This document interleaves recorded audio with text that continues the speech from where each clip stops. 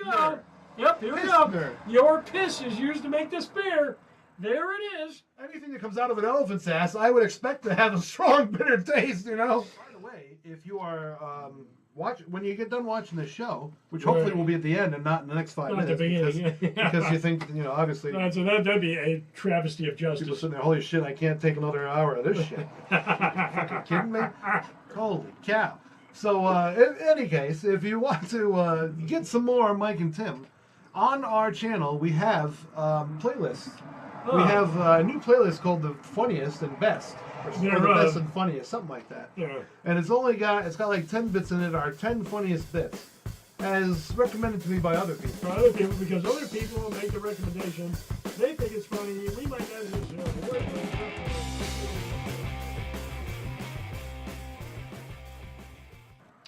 It's highly unethical.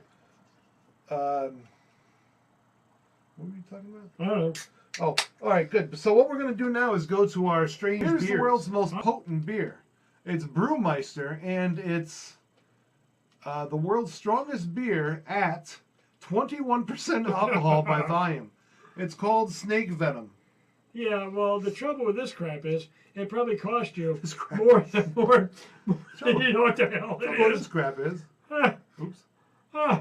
Yeah. Oh, it's from the UK. Move it over a little bit. It's United Kingdom's beer here, which is fine. So we don't know what it tastes like, but it's definitely, you probably don't need more than one. 135 proof? What the hell's the point? Huh. Oh, there was another one they made last year, which was called Brewery Armageddon, which was 65% alcohol by volume, and an equivalent of 135 proof. Why the hell don't you just go out and get a bottle of, denatured alcohol and do it that way? Now here's something you don't see every day. This is really disgusting. This is beer. This is beer sold in dead animals. So what you got here is a bottle of craft beer. Yeah.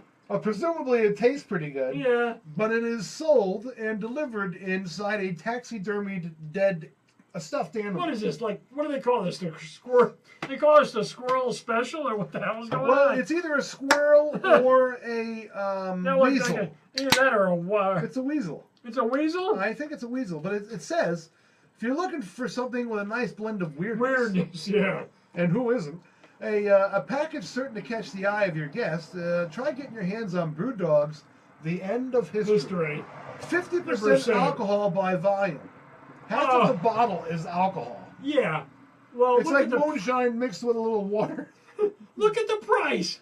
Oh, it's only $765. Well, that's not a lot, Tim. Oh, my God.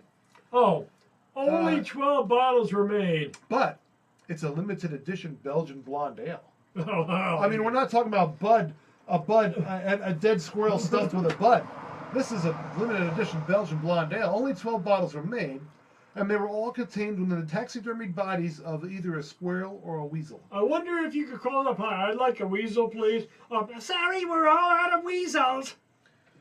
So, how about that?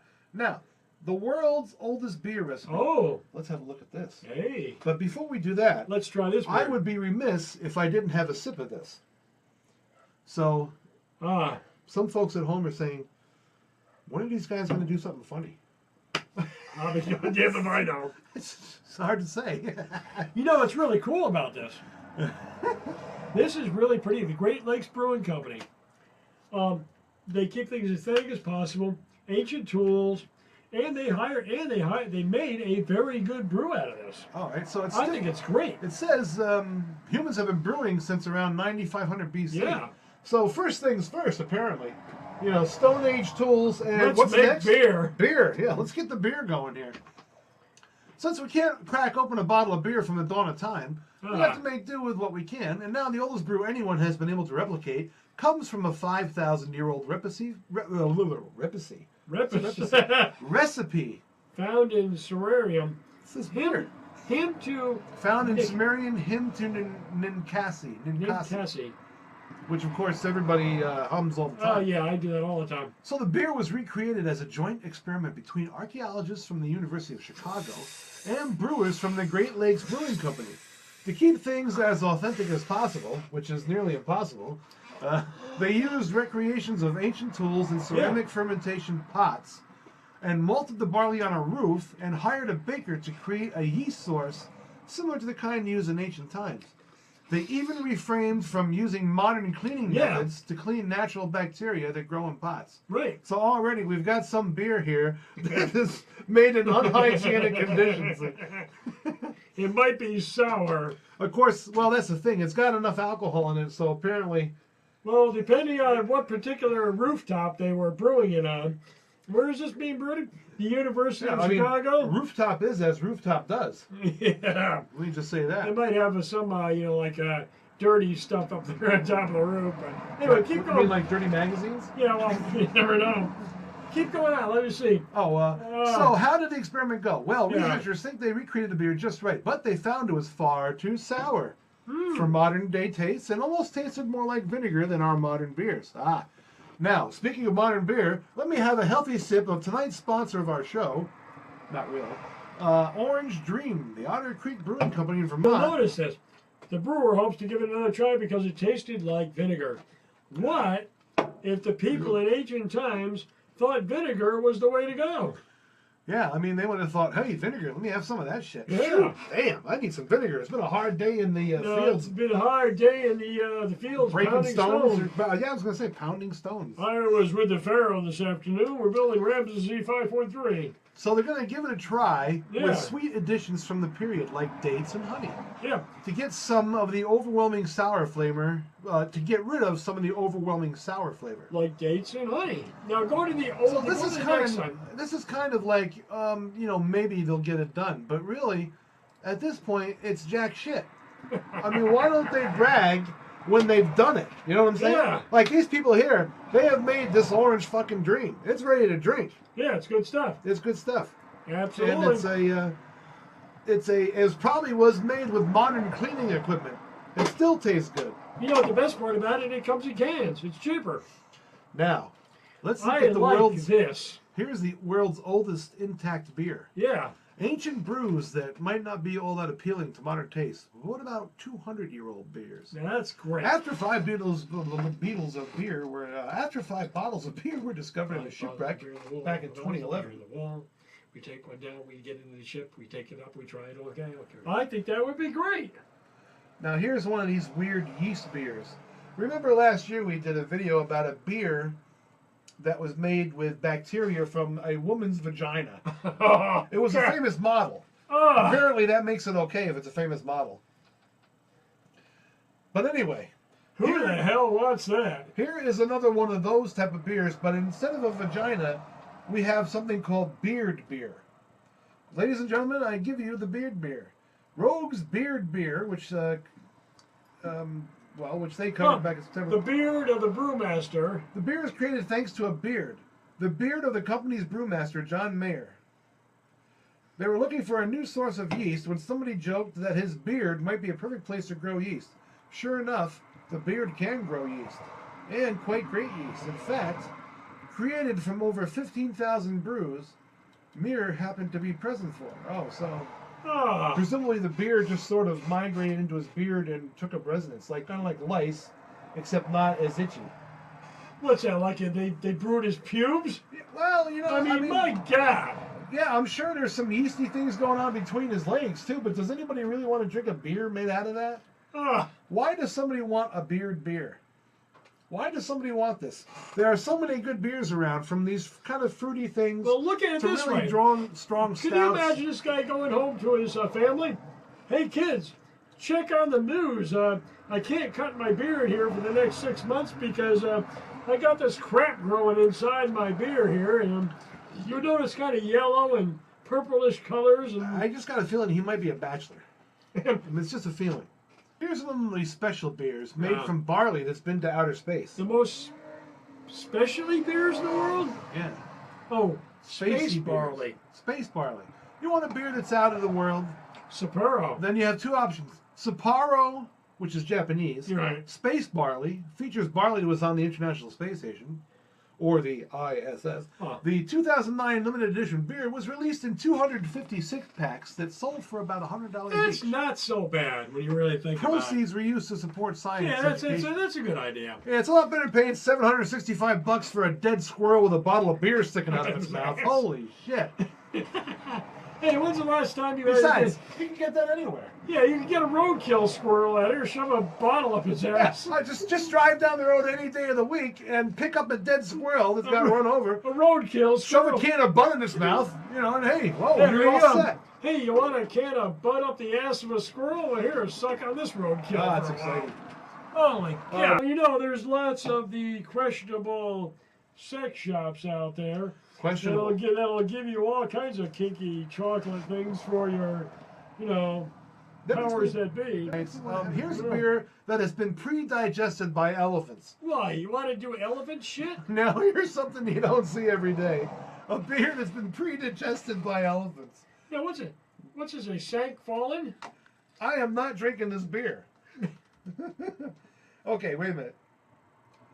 Actually, the beer itself hasn't been digested yet. It's really only the coffee beans that were used in a special coffee known as black ivory.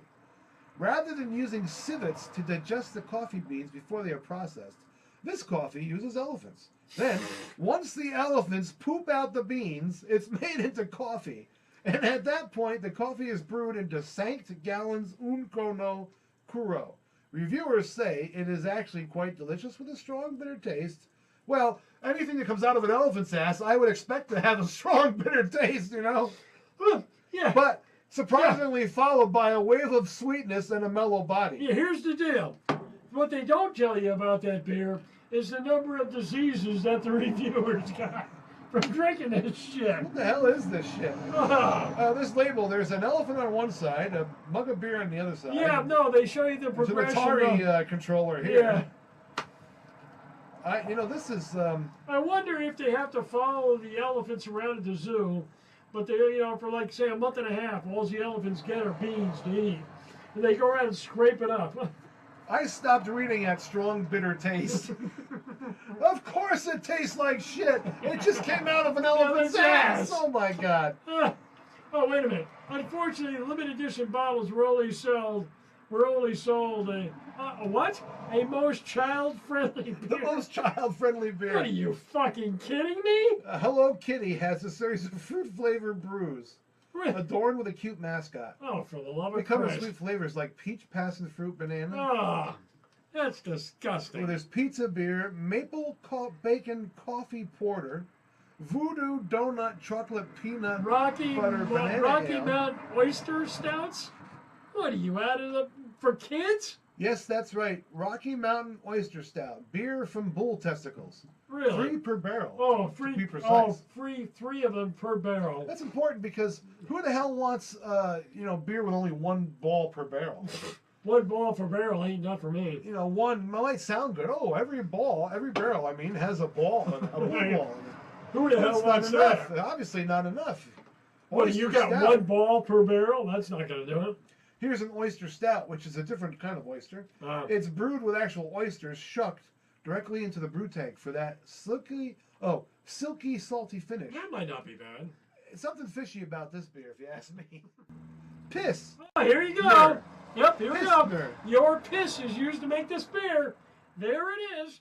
If you attended the Denmark's Roskilde Music Festival in 2015, then your pee was likely used to make beer. Here you go. Over 50,000 gallons of the most discriminating pee from the festival was collected and used to fertilize malted barley that was then harvested and turned into Pilsner, the world's first beer made with human pee. Made in partnership with the Danish government, which sounds kind of odd. Pilsner calls their unique process beer cycling and hopes to show brewers new ways to be sustainable. Oh, what if they started using shit? Here's beer made out of water that was once in a toilet. Oh, But God. it's 100% safe. Yeah, they don't talk about the people who are dying of this goddamn stuff. Ghostface.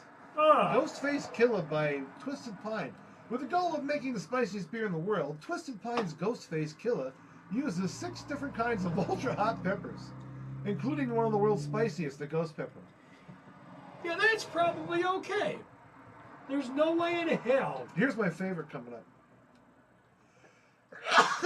the Icelandic beer uses Excuse me. sheep-done smoked whale testicles. I was going to say, I'm allergic to whale testicles, which is why I'm sneezing. Sheep dung smoked whale testicle, yes. This Icelandic beer uses dung smoked whale testicles. Yes, folks, we said whale testicles. And the seasonal Icelandic brew uses 3 testicles per tank. They always like to let you know how many balls are in there. When you shake it up, do you have to shake it up? You shake it up and they float up and down? Oh, man. Anyway, it's meant to be enjoyed along with such equally suspect sounding delicacies as cured sheephead and rotten shark. Do you enjoy rotten fish, Tim? Is that something that people drink? When's the last time you folks had rotten fish in your beer? Holy macaroni. Oh, they're disgusting.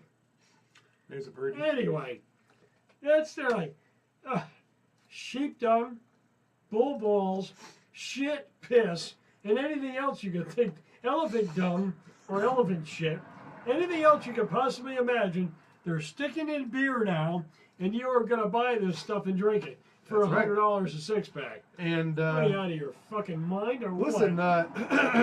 you know, a lot of folks on YouTube, they like to have this thing where they raise money, GoFundMe and that kind of thing. Yeah. So if you really have the urge to buy one of these ridiculously disgusting beers, that you might be better served to give us that money. Right, as opposed to coming down with some biological disease that you can't figure out what the hell it is. Well said. So at this point, folks are saying, what the hell is this? What are they talking about? You know, what is the point of this show? Well, there is no point. That's the whole idea. Yeah, there isn't necessarily any... Heavy duty point. Take it on the trail, and you have